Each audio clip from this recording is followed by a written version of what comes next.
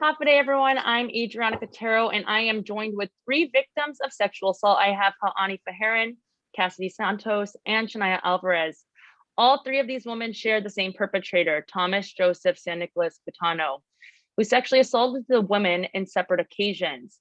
The women have filed a police report against Quitano, and 2 magistrates' complaints have come down on the defendant. One on March 25th, charging him with 2 counts of 4th-degree criminal sexual conduct as a misdemeanor, and the other complaint on April 15th, also charging him with 4th-degree criminal sexual conduct as a misdemeanor. Now, the women are coming together and standing together to speak out.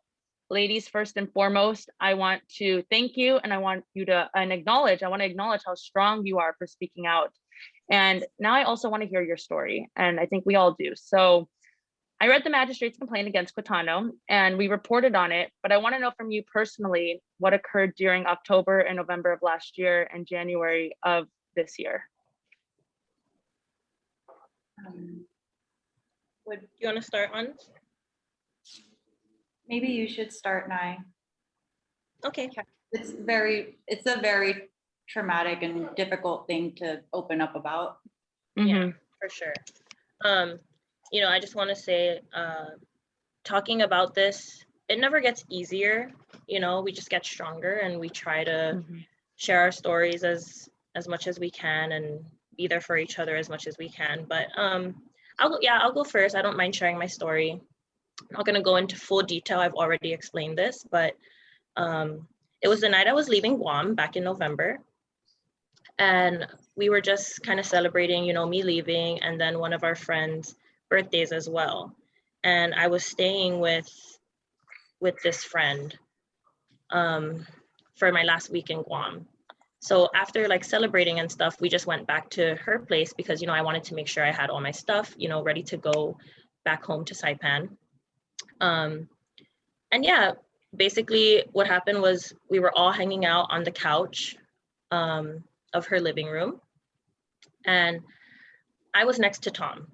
So, we were all a close group of friends. We would always hang out. We were all very close, hugging each other all the time, telling you, I love you so much, calling each other boo, stuff like that.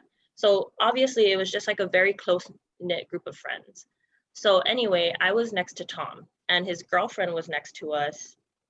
And, the rest of the crew was there too. Besides Hani and Cass, they weren't there. But anyway, like I said, I was next to Tom, and what he did to me was I was leaning on his shoulder, like a close friend would. I felt like in this moment, he's my brother, he's my best friend. I really looked at him like that. Anyway, next thing I know, he takes a couch pillow and puts it on my lap. And, at first I'm thinking, oh, okay, he wants me to be comfortable, that's nice. And then next thing I know, he puts his hand on top of my vagina and he starts rubbing it. At this point, I'm just frozen. I don't know what to do. I'm thinking how can you do this? Your girlfriend's right next to us. I'm your best friend. You're my best friend. I look at you as a brother. I'm just frozen. I can't move. And yeah, that's basically what he did to me. And I can't tell you the exact time because I'm not counting how many seconds this is going on. It felt like a lifetime, to be honest. But I'd say maybe 20 to 30 seconds. And I finally got the courage to just move from the couch. That's my story in general. Like I said, not going to go into full detail, but he did rub my vagina. He did sexually assault me. Thank you for sharing your story and what happened. Haani, Cassidy? So when Tom assaulted me, it wasn't as severe as Cass's or Naya's. It took place at one of Shania's going away parties at a family beach. We were packing up, getting ready to leave, and I was on the phone with my grandma. And if you've been to Aruna, you know that the service there isn't that. So I was leaning against or in Tom's truck, and I was trying to hear, like trying to listen into what, because like I said, the connection was bad. It was like on and off. So I was trying to listen to what my grandma was saying, and I felt someone touch my back, rub my neck, my shoulders down to my hips. He like grabbed my butt. He was doing all sorts of things. He didn't touch like any private areas, but he was like I said, grabbing my butt, rubbing my shoulders, caressing my neck, down my spine to my lower back, like comforting me, I guess. And I swear at the time, I thought that it was my husband that was comforting me, until I got off the phone with my grandma and I turned around and my heart dropped. I saw that it was Tom. The first thing he asked me was, wait, who is this? And I pretty much said, it's not. I mentioned his girlfriend's name, who was also at the party. And then I just kind of walked away, and I kind of tried to just keep my composure, trying to like collect like everything that just happened, because I was in shock. Like that was the first time I've ever experienced, well, it's not the first time. Unfortunately, it's not the first time I've experienced some kind of assault, but it was just weird because this is coming from a guy who, like Naya said, he was like a brother to us. He was, we were close friends, and it was really. In both instances, with these incidents, it seems like you ladies had to be the one to walk away in order for him to stop. Do you think that if you didn't walk away, that it could have led and escalated into something even worse? I mean, I was on the phone call with my grandma for like a good 3 to 5 minutes. So that whole time he was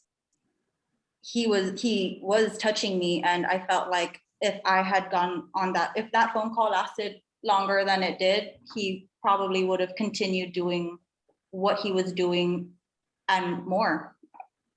I mean, Yeah, I agree. I think he could have kept going. And mind you, when I moved from him, he didn't say anything to me. He didn't, it's not like he was like, I'm sorry, I shouldn't have done that or anything. He said nothing. And I didn't even say anything because I was just so shocked and hurt that he did that. And Ani, I just want to, sorry, Ani, I just want to say, like, your story is just as valid. I know you said it's not as severe of what happened to me and Cass, but trust me, boo, your story is just as valid. And I know you know that, but I just wanted to reiterate that. Love you. Cassidy, do you want to share anything? Okay, so I'm pretty sure, or everyone, Tom has been my friend longer than these girls have. He's met my family, slept over at my house. He literally comes to all my family barbecues, Thanksgiving, Christmas. He's always around, even as little as, hey, my mom can be like, over to the house and can you check something for me, or can you do something around the house. That's how close we are. He was literally my brother. That's like, he was my brother, my best friend, someone I trusted with my life. I mean, when we would go out, over your sister, or it was that type of relationship. I never gave Tom any reason for him to touch me. Like, one night we went out, went home. I sat in the back with Tom because, I mean, his girlfriend can sit in the front. We can just sit anywhere in the car and it's no big deal. She was like, shotgun front, and I was like, okay, I can sit in the back. Like it doesn't faze any of us.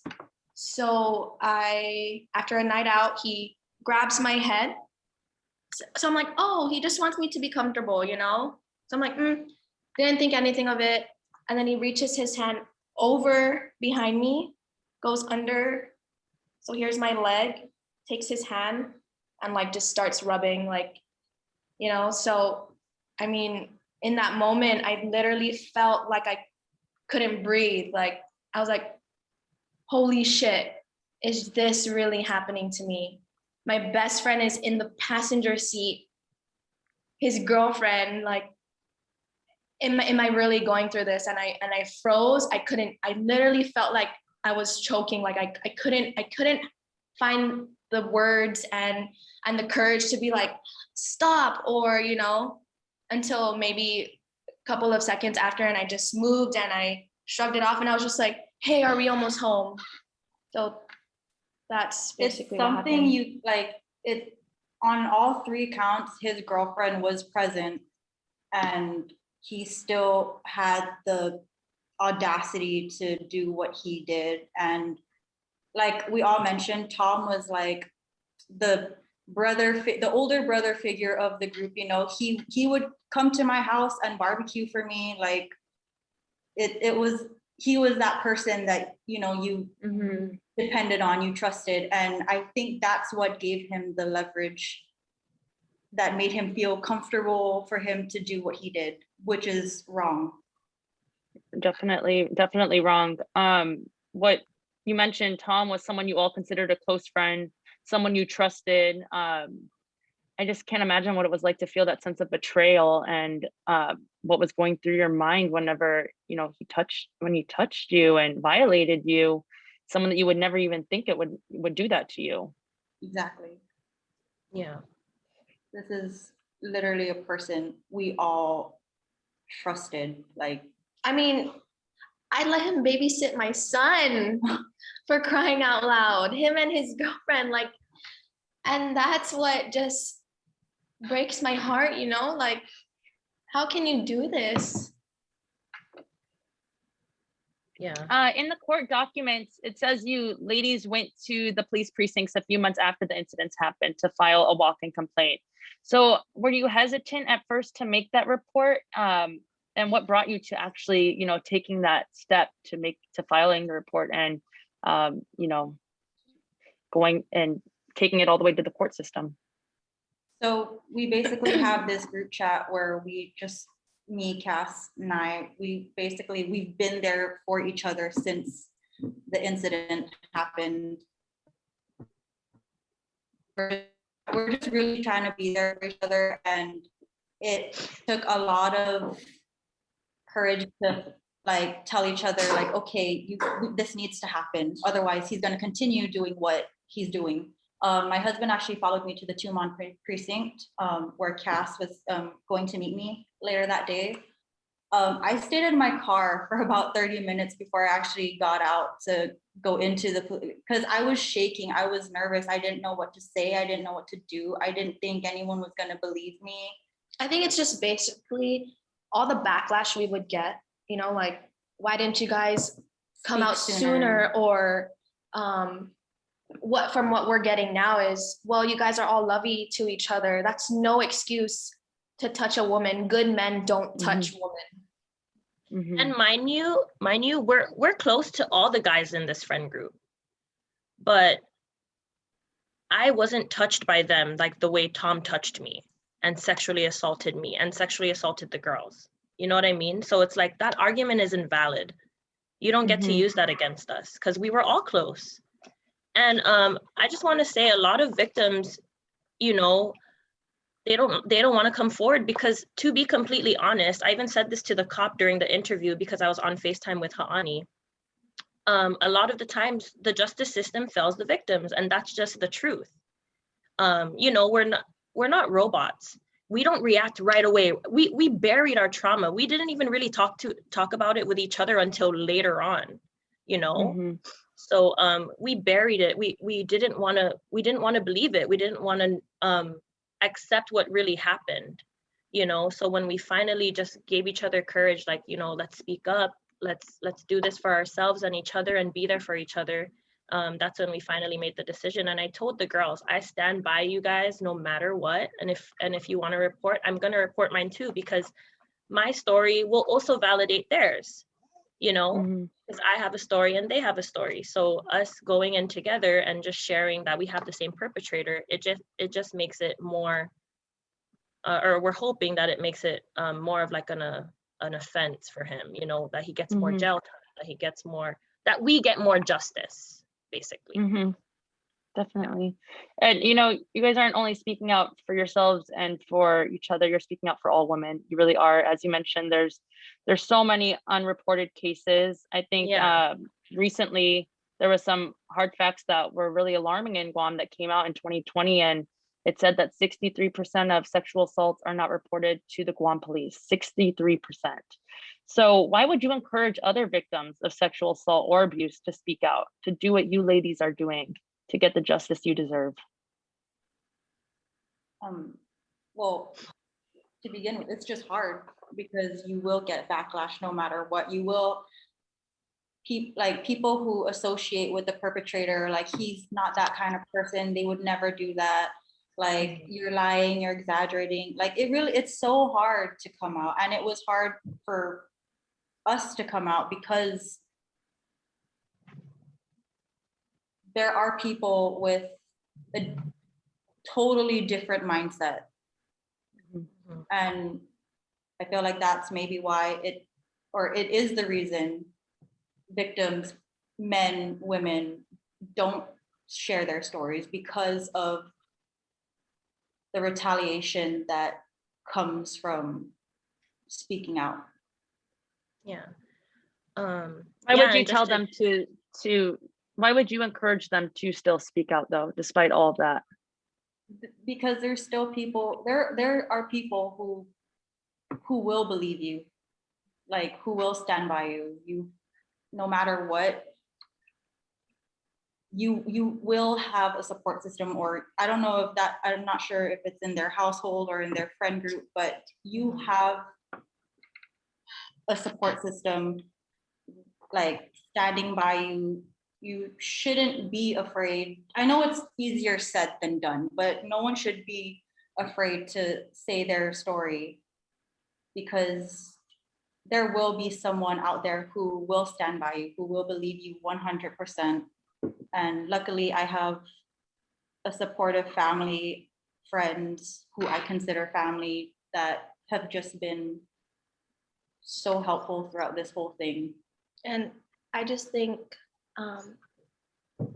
my message, to people is that do it for yourself. Like, you don't want to go and have that burden through your everyday life, because it was really hard for me and the girls. Like, I literally would be driving to work and I would think of it and I'd be driving and be like, ugh, like I'd get like grossed out, or I'm doing something and I think of it.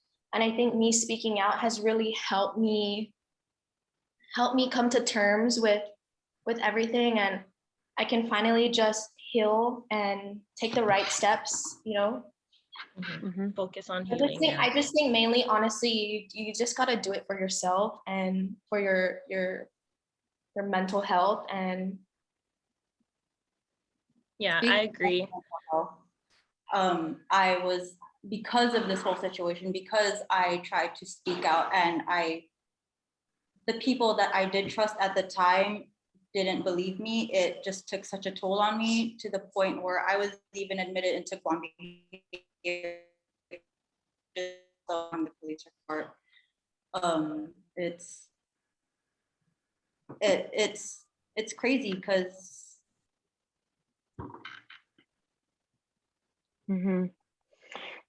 What my mom, she's like, I have a really good you have support.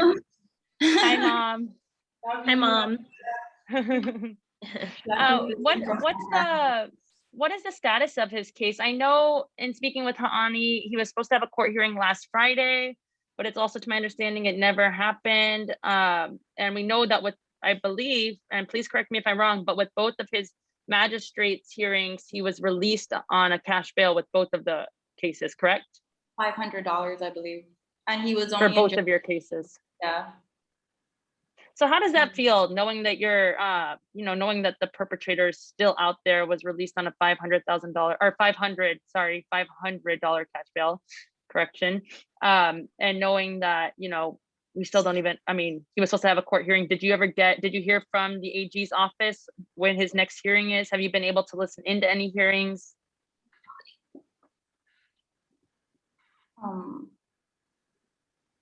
I mean,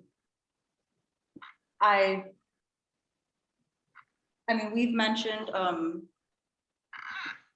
how Tom's hearing was supposed to be on the 16th, right? And I guess that never happened. Honestly, I know that there is a process with the justice system and a lot of setbacks because of COVID.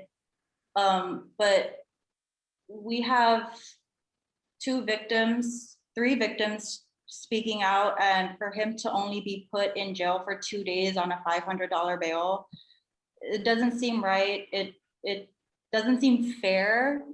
Why does he get to live his life and we have to, well, I can't say for these two, but I get really bad anxiety. So if I'm out in public,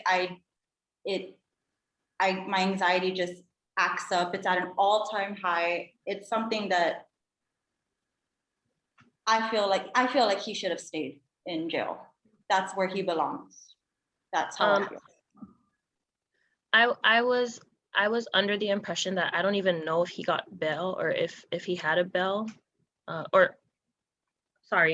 much his bail was. I thought he got out with no bail, like they didn't have to pay anything. But I did get an email stating, "Hi, Ms. Alvarez. He was released by the judge at the hearing," and this was on Friday, April 16th.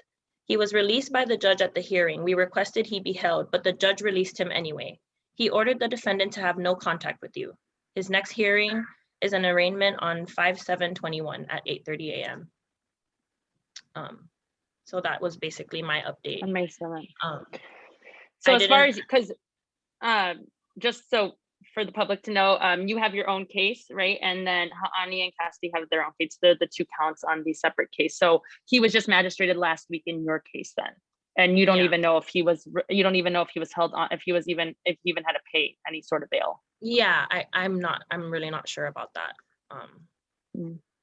Yeah. Okay, I'll try and follow up with the courts and see if I can get some information, because I know with Ha'ani's case, he was supposed to appear last week and that never happened. So I'll see if I can follow up and see if there's even an indictment coming down soon. I know both of these cases are pretty fresh, and he was just magistrated in yours last week. So if there's one message you could share to your perpetrator, Thomas Quitano, what would it be? How dare you? Like, we trusted you. You met our families. We brought you into our homes. Like how it's, I don't even think it's a mental illness at that point. It's just, how dare you? We're all traumatized. We're all grieving because of this person that we trusted. I think because of this one action or what he did to us, it ruined a lot of things. It ruined our whole friend group. I mean, I don't even talk to my best friend anymore, which is his girlfriend. None of us. I don't talk to my guy friends that, still have his back, or whatever the case is. I think he just ruined a lot. He ruined everything. He ruined everything for us. I mean, we were such a tight group of friends. I mean, if you see us out, you're like, oh my God, now it's just, we're not that anymore. And we will never be that anymore. Ever. Nothing will ever be the same. It will never be the same. Yeah. Especially our best friend. It really only has been me, Naya, and Cass, like just holding it down. Like we've just been there for each other because there really is no one else we can talk to because we just feel so betrayed. It's hard. It's a really hard thing to come back from. And honestly, like, I just want to say, just seeing all of this, play out and how things are right now, it's not like I necessarily have really something to say to Tom. It's just when I see, you know, when I saw the, like his mugshot and like the Candid News posted and whatever, I looked at that, and honestly, to be completely honest, I was so sad. Like I was so hurt because I looked at that and I was like, Tom did not have to be there if he just did not do this to us. If he just did not sexually assault us, he didn't have to be there. I look at that image and I'm like, I feel so sorry for you. You know, like how can you do that to yourself? How can you do that to us? And it just trickled into everything, because now we just are not, I don't even know if I'm friends with my best friend anymore. You know, I don't have all the information, and I'm not going to call people out because that's just not who I am. But there are so many people who have victim blamed us, who have shamed us, and it's so sad. Oh, unlimited minutes. Okay, sorry. Yeah, I just wanted to touch up on that because so many people have victim, you know, need to do their research on victim blaming, because it's so common, and like they a lot of these mindsets are like Cass and Hani shared. Oh, but you guys were close, like you guys were so loving towards each other, and it's just kind of like you need to take a step back and really do your research on victim blaming. You know, and then us as victims, we just have to continue to empower ourselves and be there for each other, and you know, and we just want to make it known, like yeah, it's just there's so much emotional and mental trauma that we go through, but you know, really being there for each other and having each other's backs have really helped us. And definitely, and I want to thank you, woman, for speaking out and being strong and courageous. And please do not ever hesitate to reach out to me again, and we can continue to follow this case as we do. I just want to note that April is Sexual Assault and Family Violence Awareness Month. So just for any other victims out there that may be listening to this interview, a few numbers that they can call victims of assault or abuse can utilize is the Victim Advocates Reaching Out, or VERO. It's their 24-hour hotline at 477-5552, and the National Sexual Assault Hotline at 1-800-656-HOPE. Again, thank you, ladies. I appreciate you taking the time, and I appreciate you sharing your story. And I do want to let you know that you are very, very strong. Is there anything that either of you would like to add? I mean, I just wanted to add, he could have possibly done this to other women, but we were the ones, you know, that had the you know, that spoke out, had the courage to speak out. But we don't know how many women he made feel uncomfortable. So just let it be known now, because it's 3 against 1, and who knows, maybe there could be more. Or don't be afraid to speak out, because there will be people that will stand by you.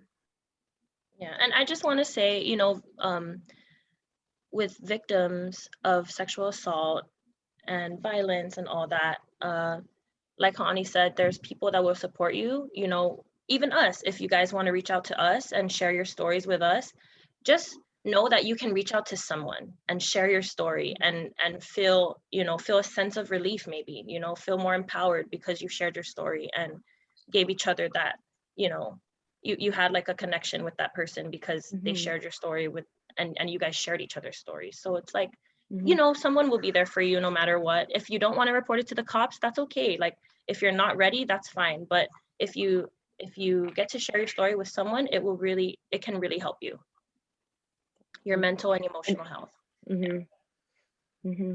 Thank you. And thank you, ladies, for sharing your story. Thank you. you.